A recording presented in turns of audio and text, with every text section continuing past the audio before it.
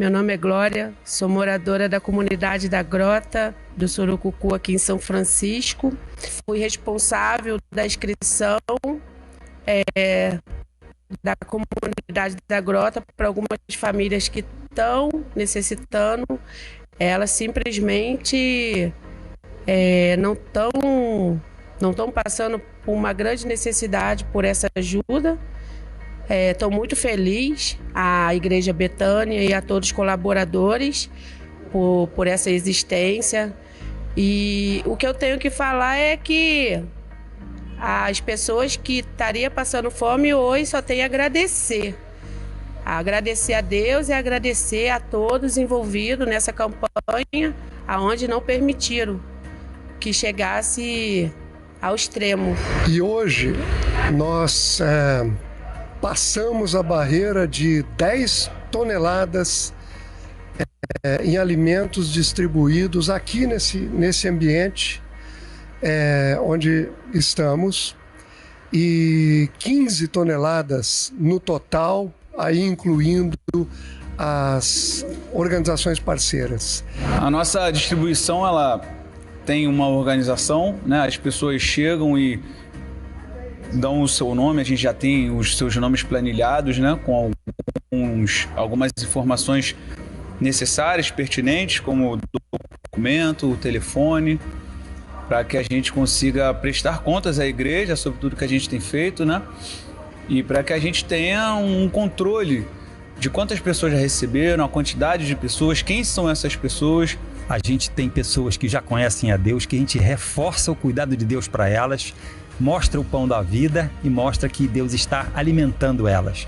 Também temos pessoas que não conhecem a Deus, que a gente prega o Evangelho e até algumas aceitam, e as outras levam para casa essa lembrança maravilhosa de Jesus cuidando delas, que pode entrar, salvar a vida delas. Jesus pode ser o pão delas. É uma bênção muito grande do que esse time Betânia tem feito, por meio desse pequeno time aqui que tem participado nos bastidores da organização, da administração, da logística dessa distribuição. Eu também só tenho a agradecer a todos que me botaram à frente dessas inscrições, confiaram na minha capacidade de escrever aqueles que realmente estavam precisando. E a gente quer mais uma vez conclamar você a continuar abençoando a campanha Pandemia Sem Fome. Para que a gente continue um pouquinho mais até o fim do ano, para a gente concluir esse propósito de socorro dessa pandemia que abateu toda a sociedade, em particular os mais necessitados. Irmãos queridos, boa noite. É com emoção, alegria, ações de graças que eu anuncio que farei hoje a última exposição sobre a carta de Paulo aos Filipenses. Ao Senhor toda honra, toda glória e todo louvor, por poder ter levado a cabo esse trabalho num período de pandemia, sem ter faltado uma única segunda-feira. Aprove a Deus conceder saúde e graça ao seu servo, e por isso eu sou eternamente grato ao Criador.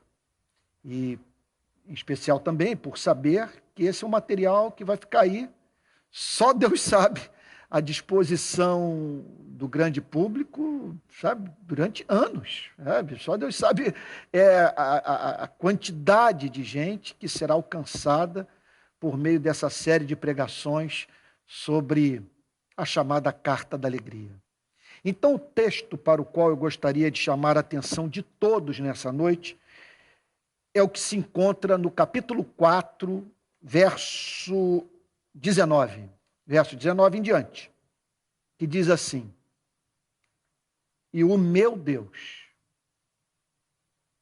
segundo a sua riqueza em glória, há de suprir em Cristo Jesus tudo aquilo de que vocês precisam. A nosso Deus e Pai seja a glória para todo o sempre. Amém. Saúdem cada um dos santos em Cristo Jesus. Os irmãos que estão comigo mandam saudações. Todos os santos mandam saudações, especialmente os da casa de César. A graça do Senhor Jesus Cristo esteja com o espírito de vocês. Vamos orar? Pai Santo, põe o teu selo sobre essa última mensagem. Que ela venha para coroar esse trabalho que fizemos movidos por santo temor. Apreço ao Evangelho, fascínio pela tua palavra, amor por Jesus. Que a tua igreja seja edificada hoje. Que onde quer que essa mensagem chegue, que homens e mulheres conheçam mais profundamente ao Senhor Jesus. Anelem por participar da sua beleza e tome a decisão de viver para a glória do seu santo e bendito nome. Perdoa os nossos pecados. Que o Senhor não nos trate segundo as nossas iniquidades e conceda-nos graça para compreendermos a palavra. E ao teu servo, exatidão, fidelidade, concisão, sabedoria, Senhor, de modo que seja oferecido à sua igreja o que costumamos chamar de banquete espiritual. É o que pedimos em nome do Senhor Jesus, com perdão dos nossos pecados. Amém. Verso 19. E o meu Deus, segundo a sua riqueza em glória, há de suprir em Cristo Jesus tudo aquilo de que vocês precisam. Paulo amava a igreja de Filipos, que devia sua existência ao seu trabalho missionário. Naqueles dias, o seu coração estava tomado de gratidão aos seus membros em razão de terem se lembrado dele na prisão, conforme nós vimos nas exposições anteriores. Movido pelo anseio de comunicar uma palavra de esperança aos que tanto estimava, dirige a eles uma das promessas mais extraordinárias da Bíblia. Conhecer o conteúdo de Filipenses 4, verso 19, é uma experiência libertadora. Uma coisa é conhecer teologia, outra coisa é conhecer a Deus. Uma coisa é conhecer doutrina, outra coisa é dizer, meu Deus. Ninguém deveria dar descanso ao seu espírito enquanto não puder dizer, meu Deus. Para a imensa parcela da humanidade, dentro e fora da igreja, Deus é um tormento. Creem em Deus enquanto tremem, tal como os demônios. Sua crença sem conteúdo as faz dizer que a realidade última é Deus, que Ele é a única explicação para a existência nua e crua das coisas e a forma como estão dispostas. Entretanto, seu conceito de Deus somente serve para as fazer lembrar dos seus deveres. Por não saberem acrescentar à palavra Deus, a palavra Evangelho, vivem sob o constante receio de serem julgadas e condenadas inapelavelmente. Aqueles que acreditam no melhor da doutrina, estão familiarizados com os principais artigos de fé. Pode-se considerá-los apologistas habilidosos. Entretanto, eles nada sabem sobre o cristianismo experimental. Não têm a vida de Deus na alma. Em suas vidas não há encanto, louvor e amor. O que o apóstolo Paulo quer dizer com meu Deus? Pois o verso 19 começa assim: e o meu Deus, segundo a sua riqueza em glória. Em primeiro lugar, que ele servia a um Deus que havia se revelado, distinto de todas as demais divindades cultuadas pelos adeptos das mais diferentes religiões. Ele podia dizer, na cidade pagã de Filipos, que o seu Deus em nada se assemelhava aos deuses pagãos. Em segundo lugar, Paulo falava sobre um Deus incompreensível, porém conhecível. Não havia espaço na sua teologia para aquela humildade que diz não ser possível ouvir a voz do Criador, conhecer o seu caráter e manter comunhão com Deus que fez revelação de si mesmo ao seu povo. Em terceiro lugar, o Deus que cultuava era o principal fato da sua narrativa de vida. Ele não podia olhar para a sua existência sem levar em consideração a eleição eterna, a regeneração, o chamado eficaz, a conversão, a justificação, a adoção, a glorificação. Em quarto lugar, o Deus ao qual servia era o Deus das suas inconfundíveis experiências místicas, que tornavam a presença do seu Criador absolutamente real. Por fim, ao dizer meu Deus, ele falava sobre o Deus da providência, que jamais o abandonou. Faço as seguintes perguntas a você. Você conhece a Deus? Pode dizer, meu Deus, ou melhor, poder dizer, meu Deus, a partir das entranhas da sua alma, é a maior ambição da sua vida?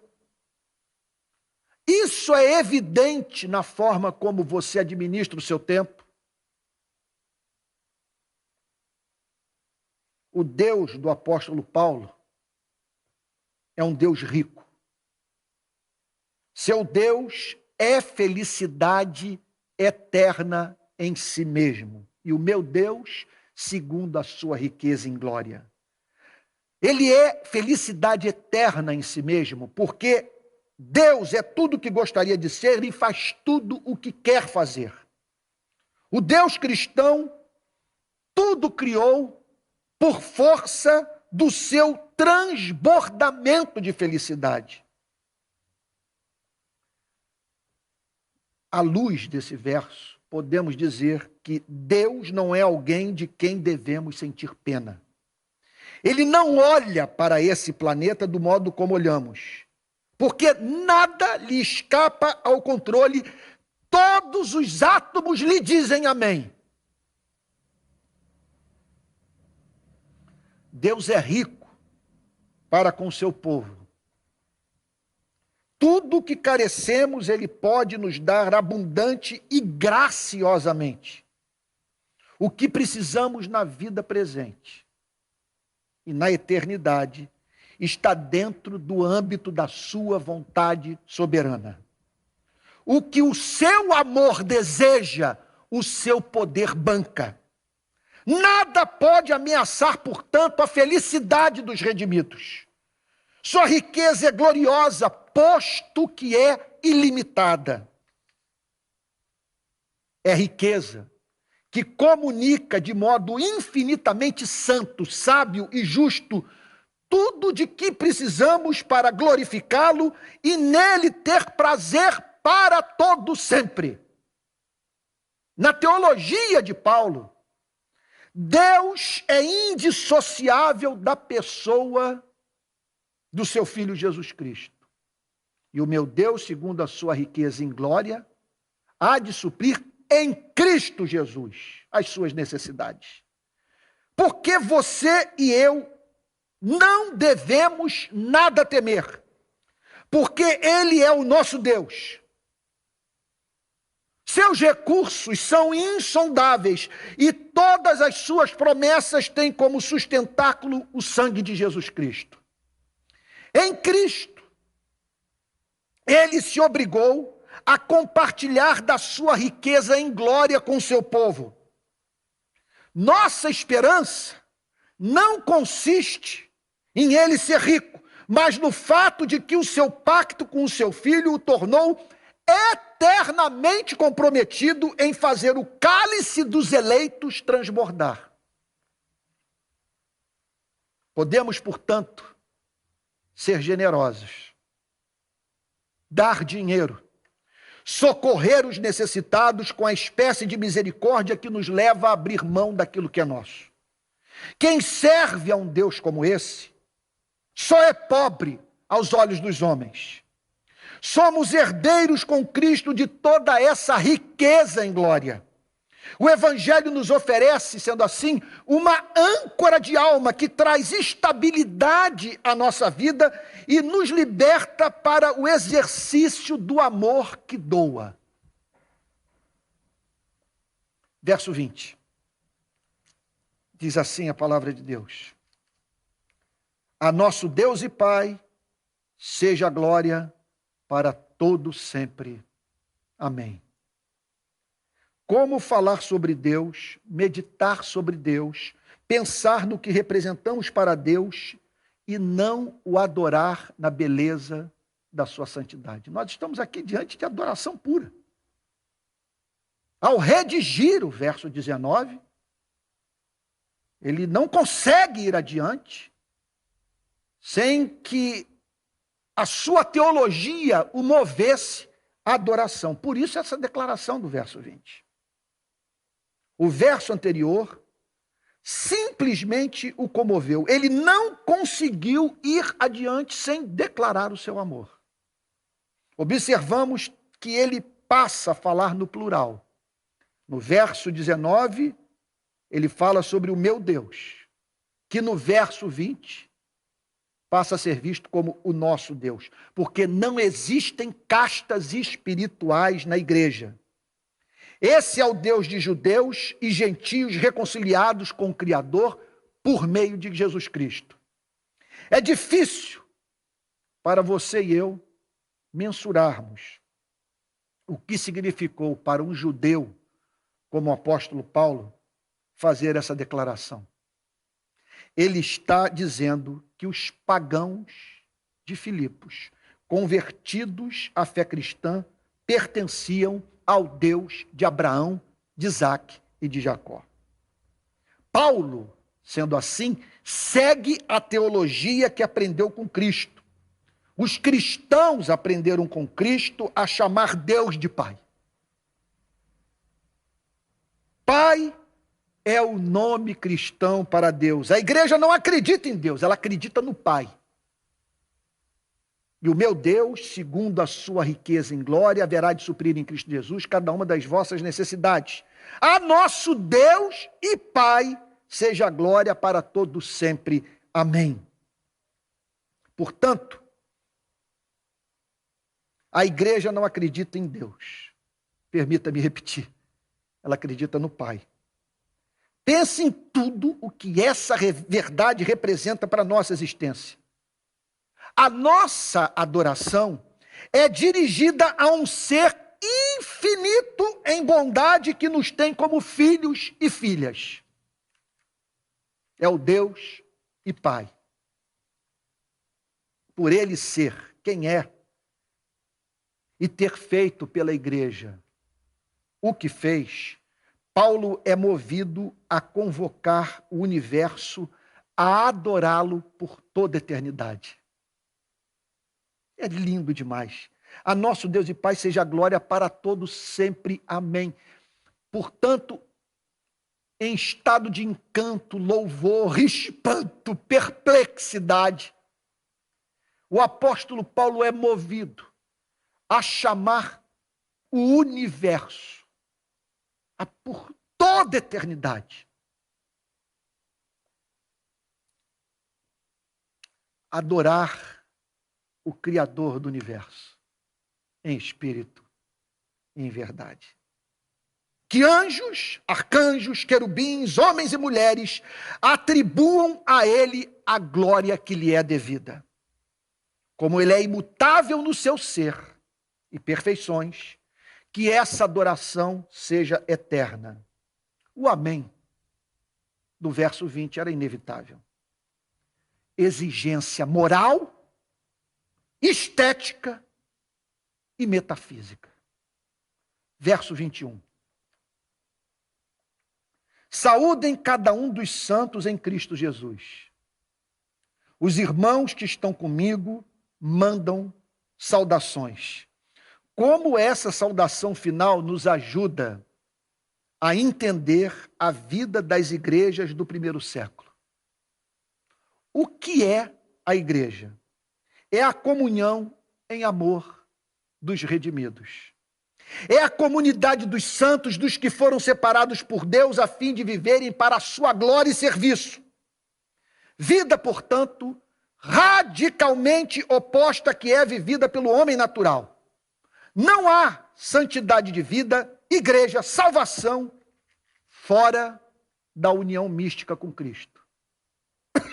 Por isso, esse conteúdo do verso 21. Os irmãos que estão, saúdem cada um dos santos em Cristo Jesus. Não há, repito, santidade de vida, igreja, salvação, fora da união mística com Cristo. A igreja, portanto, é o corpo de Cristo. Não se pode estar nela sem que se esteja em Cristo. Por fim, a igreja, à luz desse verso, é a comunidade dos irmãos. Permita-me fazer uma aplicação. Que diferença observamos entre a igreja do primeiro século e a dos nossos dias? Não encontramos na igreja do primeiro século, fixação com o templo, ênfase em hierarquia eclesiástica, obsessão com cerimônias e ritos. No Novo Testamento, como nos lembra Martin Lloyd Jones, a igreja é primariamente comunhão, um lugar de intimidade e amor. Portanto,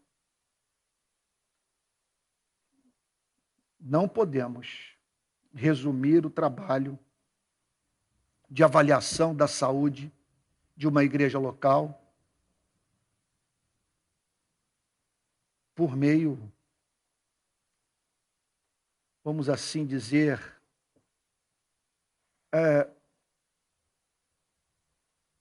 da checagem da quantidade de nomes inscritos no rol de membros. O que nós precisamos saber é se essas pessoas cujos nomes constam no rol de membros encontram na igreja os seus melhores amigos.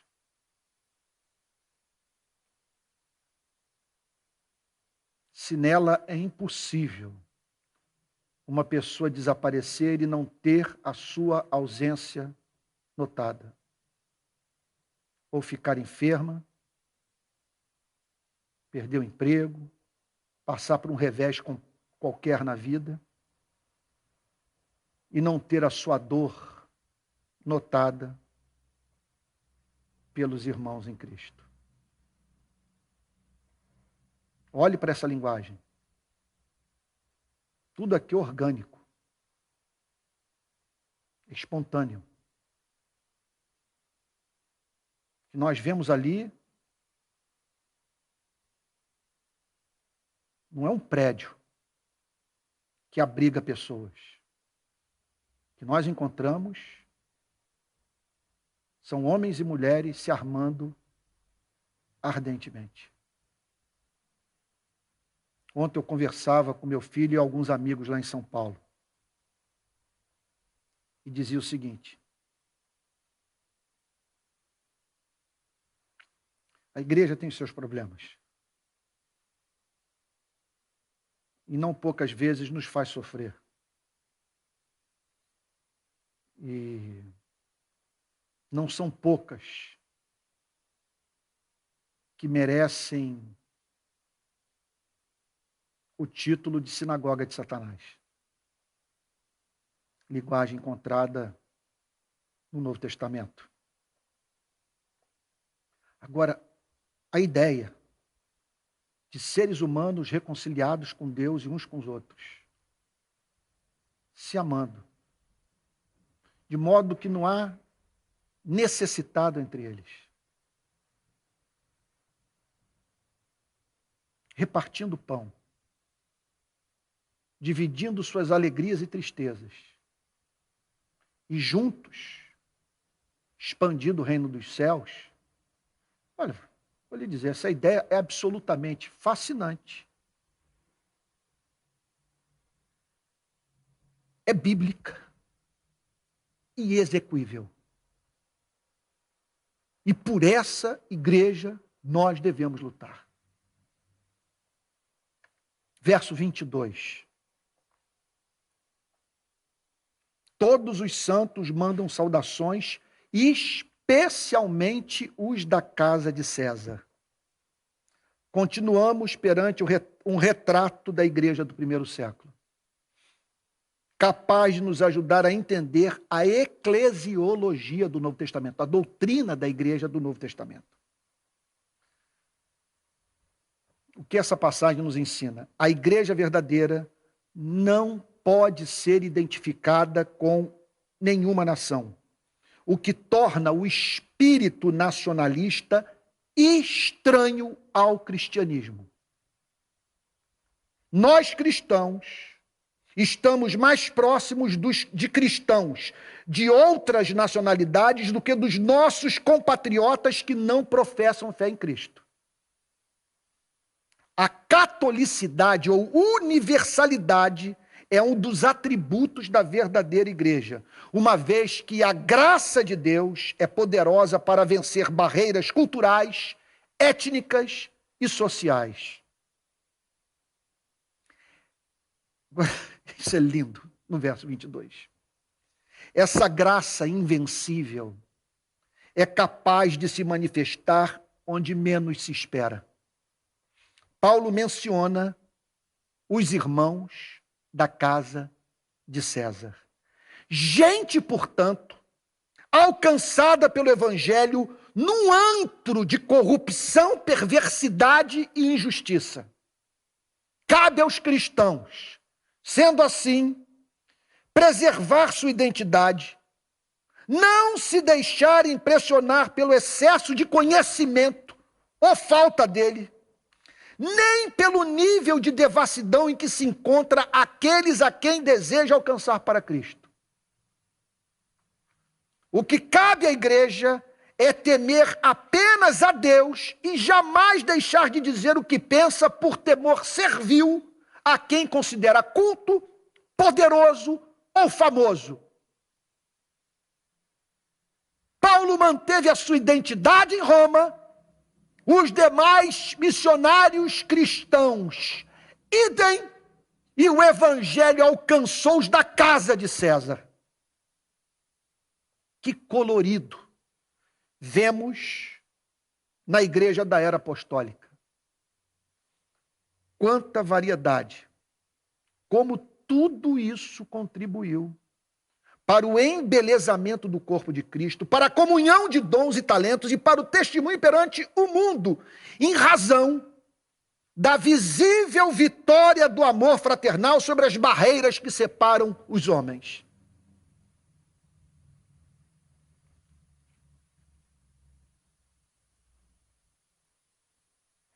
Concluo pensando na obra da providência divina, que permitiu a perseguição contra a igreja de Filipos, levada a cabo por romanos.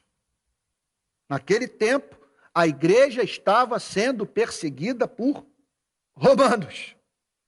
Enquanto isso, na capital do império, a graça invencível regenerava membros da casa de César. Imagine o que representou para a igreja de Filipos receber saudação da casa de César. Como é fascinante pertencer e servir à igreja, abrir-se para os surpreendentes avanços do reino de Cristo e ser canal da revelação do seu amor, onde menos se esperava que pudesse ser compreendido. Eu estou hesitando aqui em contar a história, mas talvez sirva para a edificação de todos, da experiência que eu tenho vivido, no batalhão de operações especiais da Polícia Militar do Rio de Janeiro, chamado BOP. Eu havia pregado num congresso, numa instituição da Assembleia de Deus, e ali estava presente um policial do BOP. Aliás, um policial militar que tinha como meta da sua carreira entrar no BOP, que ele acabou entrando. Naquele dia, eu tinha feito críticas contundentes à prática de abuso de poder.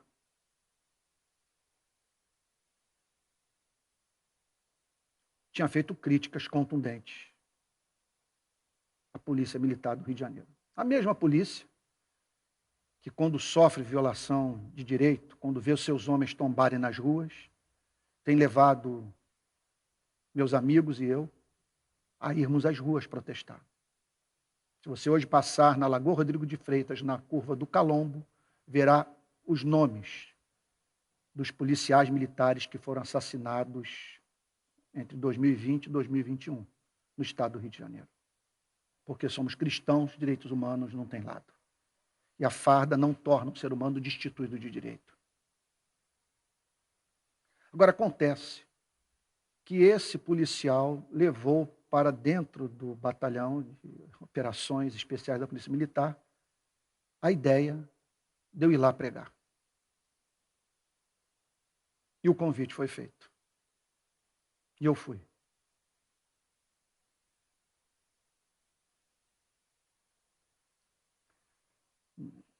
Meu Deus. Eles me botaram para falar em 2 grandes reuniões gerais, cujos convites foram extensivos a toda a corporação. Em seguida, passaram a me convidar para estar ali semanalmente.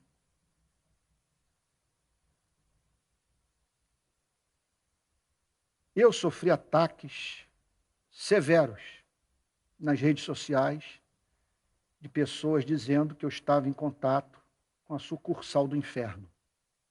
Algo dessa natureza. E dizendo que um defensor de direitos humanos, um crente, não deveria estar ali. Eu me lembro de ter respondido que não há lugar profano para o cristianismo. E não podemos nos esquecer que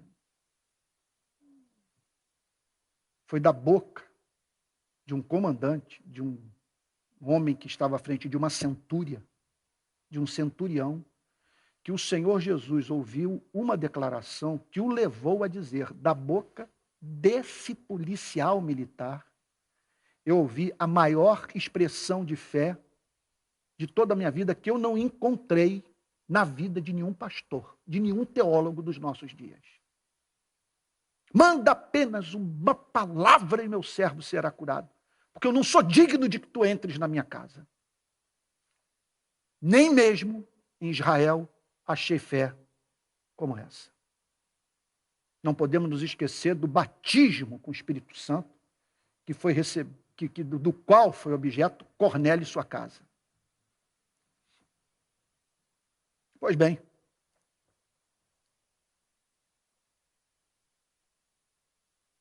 durante esses anos, esses policiais com os quais eu congrego me viram fazer manifestações nas quais eu fiz críticas severas ao trabalho das nossas polícias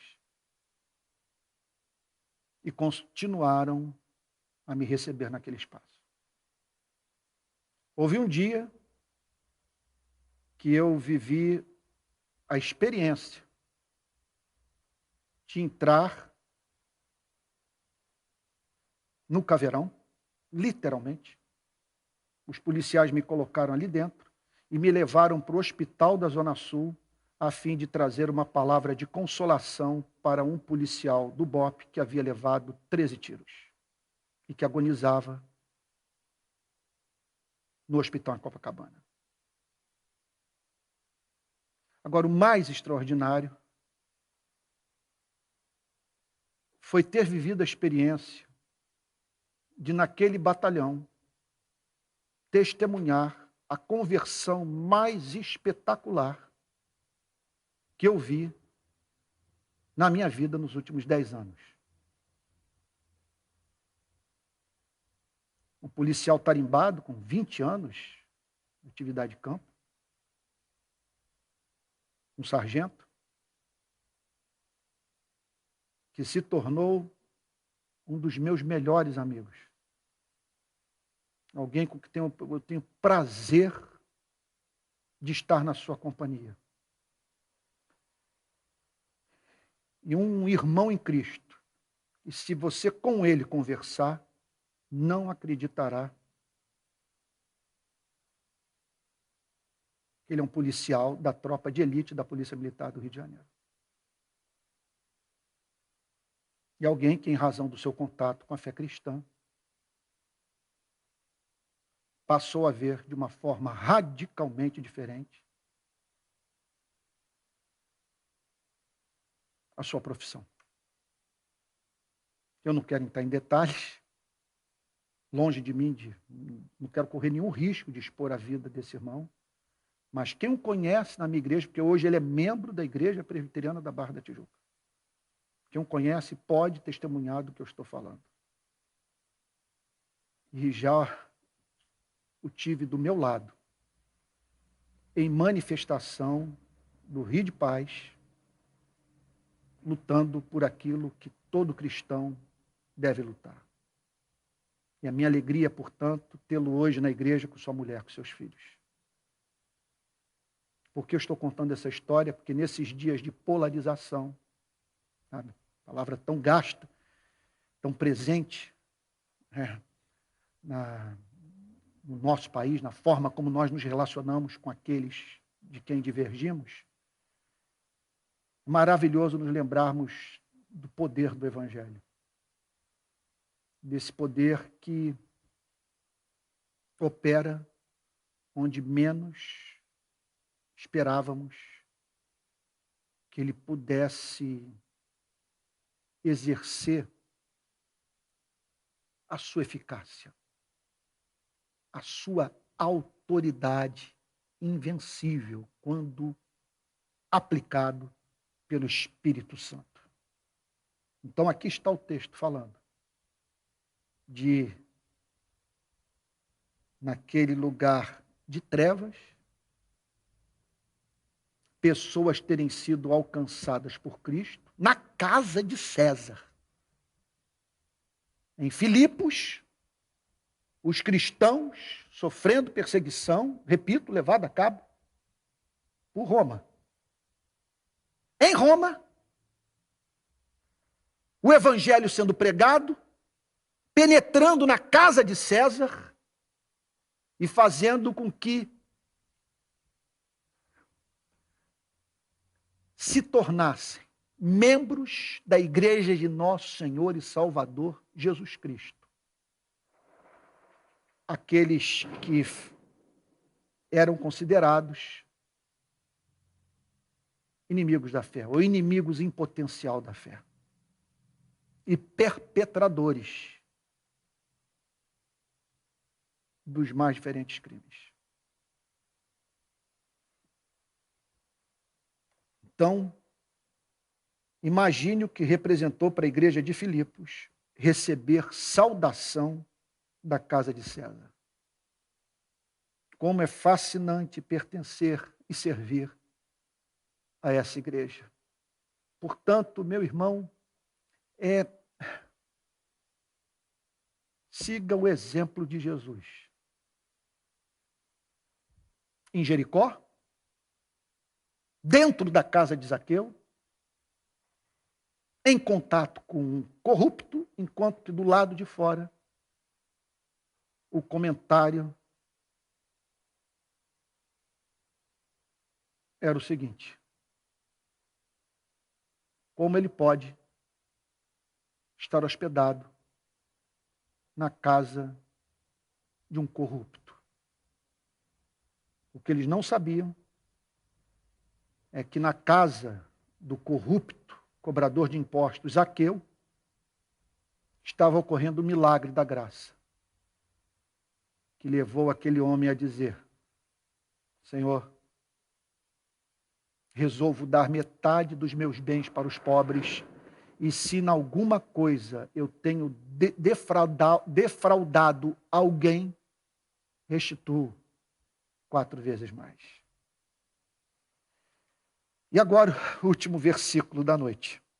O último versículo dessa série de exposição. Eu fico grato a Deus, porque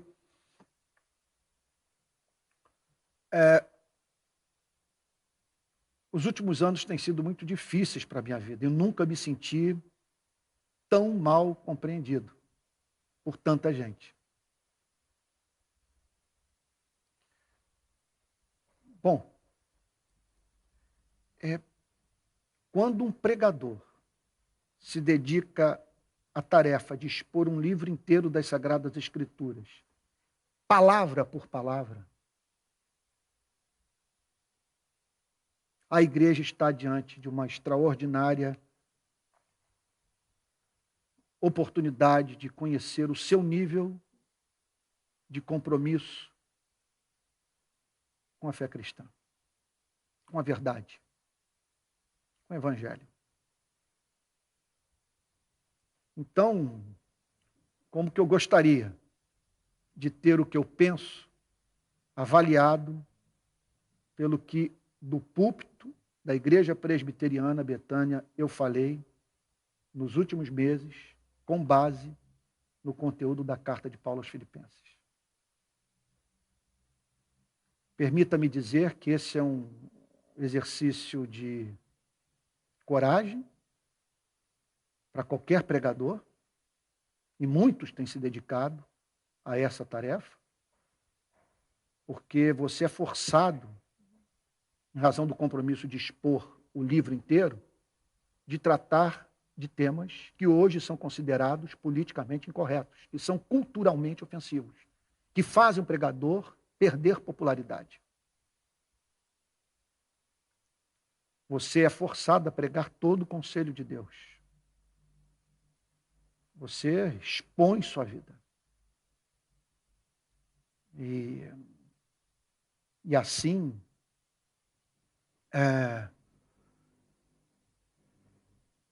se vê diante da oportunidade de revelar o seu nível de compromisso com a verdade revelada.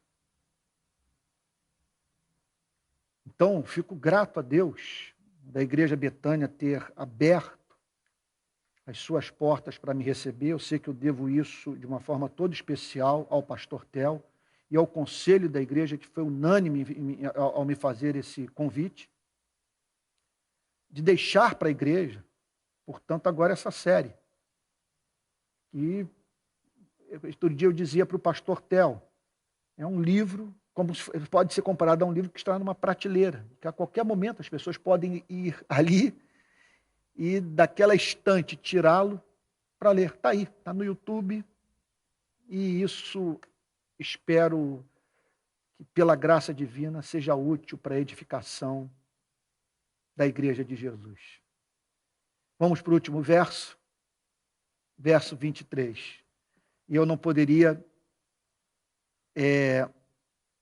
deixar de ver o que vivemos aqui no púlpito da Igreja Betânia nos últimos meses, sem considerar o conteúdo desse versículo, sem ver esses últimos meses à luz do verso 23. Porque em plena pandemia, Deus preservou a nossa saúde. Nesses dias confusos, nós todos os dias, todas as segundas-feiras, começamos pontualmente essa série. Ou melhor, a série, cada pregação da série.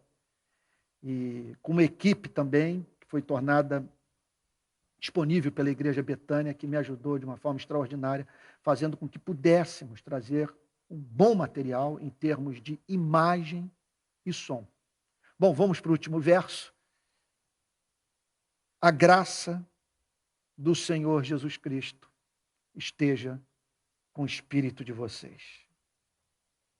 Paulo termina a epístola com as verdades que lhe eram mais caras. A graça e a pessoa de Jesus Cristo são os grandes temas com os quais a igreja se ocupa. O que distingue o cristianismo de todas as demais religiões são justamente essas duas doutrinas, que tratam ao mesmo tempo do amor divino e de uma pessoa divina. Não há igreja sem a proclamação do evangelho da graça e da pessoa bendita de Cristo. Paulo está se despedindo de uma igreja que sofria perseguição por causa do seu compromisso radical com Cristo. Ele pede que cada cristão, como bom soldado de Cristo, permanecesse no seu posto, não aceitando jamais a hipótese de recuar. Não aceitando jamais a hipótese de recuar. Preso em Roma, seu coração estava naquela pequena comunidade cristã da Macedônia. A saudação final não se trata de mera formalidade. Paulo expressa seu principal desejo. Que desejo é esse? Que a graça trazida por Cristo estivesse com o espírito de cada crente da igreja de Filipos. O que isso significaria? Primeiro, aqueles irmãos receberiam da parte de Cristo tudo o que seria necessário para que a igreja permanecesse unida. Seu testemunho de vida a transformasse num luzeiro para a cidade de Filipos. Suas portas se mantivessem fechadas para os falsos obreiros. Seu trabalho de evangelização não cessasse. Sua forma de pensar reproduzisse a mentalidade de Cristo e o seu coração fosse inundado pela alegria no Senhor. Segundo lugar, Paulo esperava por manifestações inconfundíveis do Cristo ressurreto, comunicando a todos os membros da igreja a mais profunda compreensão do seu favor imerecido, não levando em consideração as imperfeições que restavam na vida da igreja. Quando ele declara, a graça do Senhor Jesus Cristo esteja com o espírito de vocês, o apóstolo Paulo está apresentando uma súplica a Deus. Senhor, não trate a minha preciosa igreja segundo os seus pecados, as iniquidades ainda presentes na vida dos seus membros. Que o Senhor trate a igreja de Filipos à luz das promessas da doutrina da justificação pela fé isso para a glória do seu nome. Em último lugar, pelo fato dessa operação da graça se dar no espírito, na dimensão interior da vida de cada crente, no lugar de onde promanam suas afeições e deliberações, uma grande dose de autonomia em relação às circunstâncias da vida lhe seria proporcionada. Isso é extraordinário. Porque se cada membro da igreja estivesse fortalecido no espírito, suas escolhas, sentimentos, pensamentos seriam regulados por um coração decidido a servir e amar a Cristo. Eu concluo essa série com uma oração. Que essa graça, meu querido irmão, que me acompanhou durante esses meses, que haverá de me acompanhar nos próximos dias,